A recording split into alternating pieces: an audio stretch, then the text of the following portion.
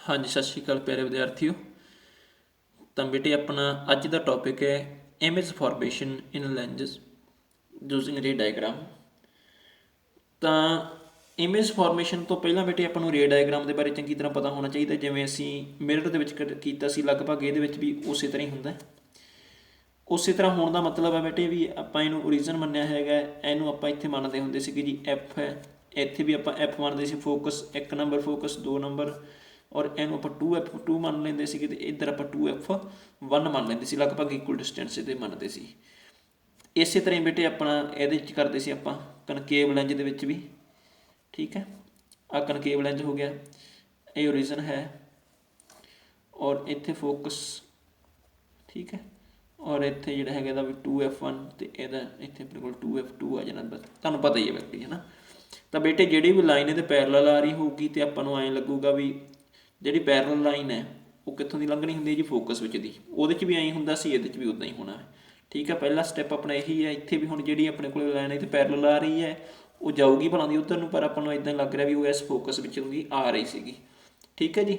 उस तरह बेटे अगली गल असीं करते होंगे सी भी जो कोई लाइन फोकस विचों आ रही होंगी है, ठीक है, फोकस विचों आ रही होंगी वो पाऊगी जो फोकस विच दी, इत्थों गलत कर लिया आप, फोकस विच दी जिहड़ी लाइन आ रही होगी तो वह कित्थे हो जूगी, फिर अगे ये पैरल जानी शुरू हो जूगी, ठीक है। मैं एको डायग्राम के बना रहा सारा, और जिहड़ी लाइन बेटे ओरिजिन विच दी लंघदी होगी वो ओरिजिन विच ही वापस मुड़ जूगी।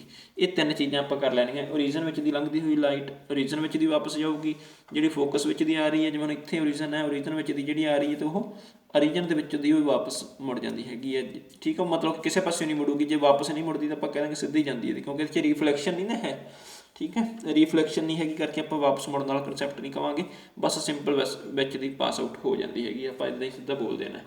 और जेकर कोई फोकस विचों आ रही होंगी है तो वो अगे जाके पैरलल हो जाती है बेटे, ठीक है जी।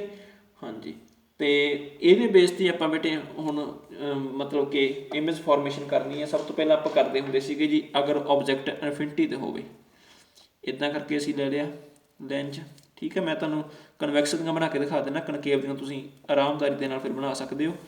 एट इनफिनिटी के उत्ते साडे कोल ऑबजैक्ट पिया बेटे, ठीक है जी।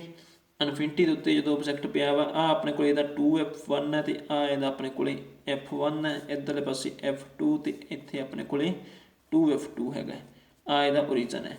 और अपन पता बेटे जी लाइन ये पैरल आ रही है कितों की लंघनी होंगी जी, फोकस विच दी लंघदी है, इत्थों भी जी लाइट आ रही होगी रे वो भी फोकस विच दी लंघूगी बई, ठीक है। होर कोई इत्थों आ रही होगी वो भी बेटे फोकस विच दी लंघ जानी हैगी है, और जी इत्थों आ रही होगी वो भी फोकस विच दी लंघ जानी है। इउं करके बेटे सारिया रेस है जिहड़ियां वो फोकस विच दी लंघनी है, तो आप कह सकते हैं जी सारिया मीट कित्थे कर रही हैं, फोकस के उत्ते मीट कर रही हैं, तो और असीं कह देंगे जी इहदा जिहड़ी इमेज बननी है अपने को ऑबजैक्ट कित्थे पिया सीगा जी, ऑबजैक्ट की पोजीशन की सी, पोजीशन ऑफ ऑबजैक्ट एट इनफिनिटी, ठीक है, एट इनफिनिटी ते पिया। Formation of image at, image कित्थे बनी बेटे एट फोकस, ठीक है, और फोकस यू देना पैना है। और इमेज का जो नेचर की है बई, नेचर वह है इनवर्टड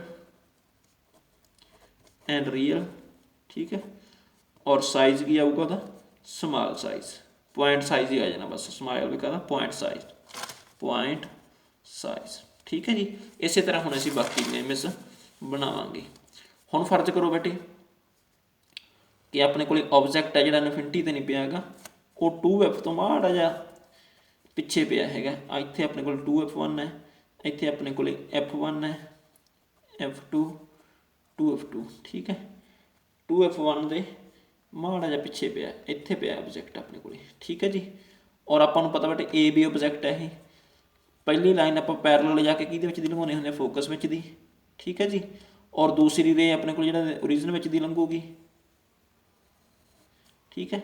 और इत्थे अपने को इमेज फॉर्मेशन होगी ए डैश बी डैश, इत्थे इमेज बन जू, मतलब कि अपने को ऑबजैक्ट कित्थे पिया सी बेटे बिहाइंड द 2F1, और image the formation of image किहड़ी पोजीशन ते बनी है बिटवीन F2 एंड 2F2 दे विचाले बनी है, ठीक है, बिटवीन F2 एंड 2F2।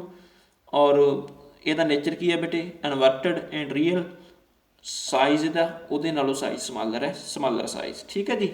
हुण जेकर बेटे अपने को इस तरह ही असीं रख लगे जी इनू 2F2 2F1 ਦੇ ਉੱਤੇ ਰੱਖ ਲਓਗੇ, 2F1 ਦੇ ਉੱਤੇ ਇਮੇਜ ਆਪਣਾ ਆਬਜੈਕਟ ਪਿਆ ਹੋਊਗਾ ਜੇਕਰ, ਤਾਂ ਆ ਇਹਦਾ ਓਰੀਜਨ ਹੈ।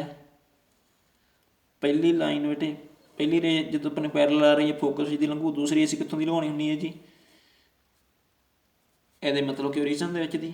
ਔਰ ਜਿਹੜੀ ਇਹਦੀ ਆਪਣੇ ਕੋਲ ਇਮੇਜ ਫਾਰਮੇਸ਼ਨ ਬਣਨੀ ਉਹ ਬਿਲਕੁਲ 2F2 ਤੇ ਬਣਨੀ ਹੈ। 2F2 ਮੰਨ ਲਓ ਇੱਥੇ ਸੀਗਾ, ਔਰ ਉਸੇ ਸਾਈਜ਼ ਦੀ ਬਣਨੀ ਹੈ, ਸੇਮ ਸਾਈਜ਼ ਐਟ 2F2 ਦੇ ਉੱਤੇ ਇਮੇਜ ਬਣੂਗੀ, ਠੀਕ ਹੈ ਜੀ। ਔਰ ਇਨਵਰਟਡ ਬਣੂਗੀ, ਰੀਅਲ ਬਣੂਗੀ।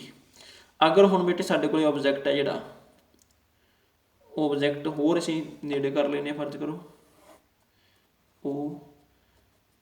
OF1 2F1। ਜਦੋਂ ਤੁਸੀਂ ਪ੍ਰਕਾਰ ਪੈਨਸਲ ਦਾ ਬਣਾਓਗੇ ਨਾ ਬੇਟੇ ਬਿਲਕੁਲ ਸਹੀ ਬਣੋ। ਇੱਥੇ ਜਿਵੇਂ ਮੇਰੇ ਤੋਂ ਮਾੜਾ ਮੋਟਾ ਗਾਂਹ ਪਿਛਾਂਹ ਵੀ ਕਈ ਵਾਰੀ ਹੋ ਜਾਂਦਾ, ਤੁਹਾਡੇ ਤੇ ਨਹੀਂ ਹੋਊਗਾ ਕਿਉਂਕਿ ਤੁਸੀਂ ਡਿਸਟੈਂਸ ਮੈਨ ਕੇ ਲਓਗੇ ਉਸੇ ਤਰ੍ਹਾਂ, ਠੀਕ ਹੈ ਜੀ।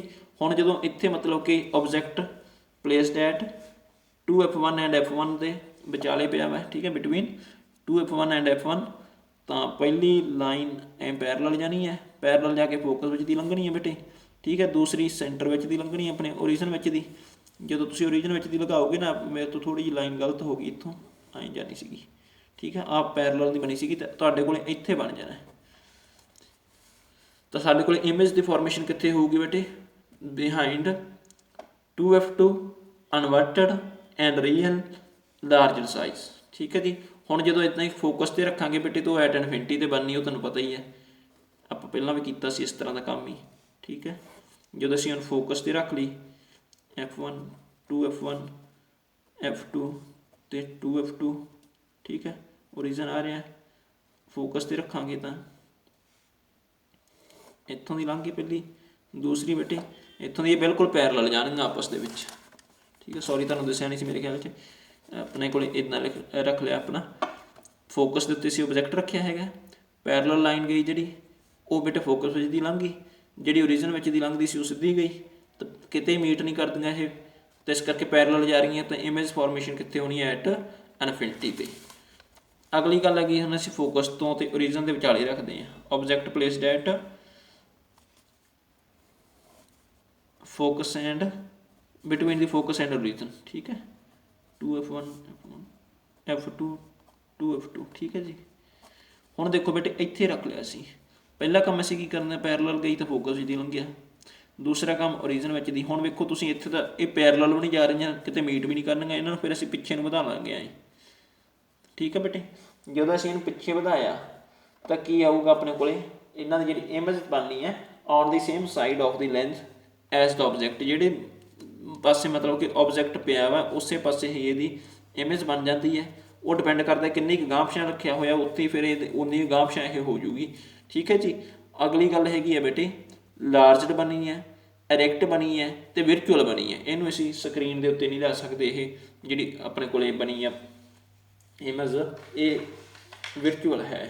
ਇਸੇ ਤਰ੍ਹਾਂ ਬੇਟੇ ਤੁਸੀਂ ਜਿਹੜੇ ਕਨਕੇਵ ਲੈਂਜ ਦੇ ਵੀ ਤੁਸੀਂ ਬਣਾ ਸਕਦੇ ਹੋ। ਤਾਂ ਮੈਨੂੰ ਪੂਰੀ ਉਮੀਦ ਆ ਕਿ ਤੁਹਾਨੂੰ ਇਹ ਸਾਰੀਆਂ ਇਮੇਜ ਫਾਰਮੇਸ਼ਨ ਚੰਗੀ ਤਰ੍ਹਾਂ ਆਉਣ ਲੱਗ ਗਈਆਂ ਹੋਣਗੀਆਂ, ਔਰ ਇਹਨਾਂ ਨੂੰ ਤੁਸੀਂ ਬਣਾ ਕੇ ਵੇਖਣਾ ਬੇਟੇ। ਫਿਰ ਇਹਨਾਂ ਦੇ ਬੇਸ ਦੇ ਉੱਤੇ ਅਸੀਂ ਨੂਮੈਰੀਕਲ ਕਰਨੇ ਨੇ, ਉਹ ਨੂਮੈਰੀਕਲ ਵੀ ਤੁਸੀਂ ਆਰਾਮਦਾਰੀ ਦੇ ਨਾਲ ਕਰ ਸਕਦੇ ਹੋ। ਔਰ ਨੂਮੈਰੀਕਲ ਦੇ ਵਿੱਚ ਤੁਹਾਨੂੰ ਇਹ ਇਮੇਜ ਬਣਾਉਣ ਵਾਸਤੇ ਕਹਿੰਦੇ ਨੇ ਜਾਂ ਨਹੀਂ ਕਹਿੰਦੇ, ਤਾਂ ਤੁਹਾਡਾ ਫਰਜ਼ ਹੈ ਬੇਟੇ ਤੁਸੀਂ ਇਮੇਜ ਬਣਾਉਣੀ ਹੀ ਬਣਾਉਣੀ ਹੈ, ਤਾਂ ਕਿ ਸਾਨੂੰ ਨੂਮੈਰੀਕਲ ਕਰਨ ਦੇ ਵਿੱਚ ਸੌਖ ਹੋਵੇ, ਸਾਨੂੰ ਨੂਮੈਰੀਕਲ ਦੇ ਵਿੱਚ ਕੋਈ ਗਲਤੀ ਨਾ ਮਿਲੇ, ਠੀਕ ਹੈ। ਤਾਂ ਅਗਲੀ ਗੱਲ ਹੈ, ਜਦੋਂ ਐਗਜ਼ਾਮੀਨਰ ਚੈੱਕ ਕਰਦਾ ਉਹ ਜਦੋਂ ਵੇਖਦਾ ਵੀ ਨੂਮੈਰੀਕਲ ਵਧੀਆ ਕੀਤੇ ਹੋਏ ਨੇ, ਨਾਲ ਇਮੇਜ ਬਣਾਈ ਹੋਈ ਹੈ, ਤਾਂ ਵਧੀਆ ਮਾਰਕਸ ਮਿਲਦੇ ਨੇ। ਤਾਂ ਬੜੀ ਮਿਹਰਬਾਨੀ, ਸ਼ੁਕਰੀਆ ਬੇਟੇ।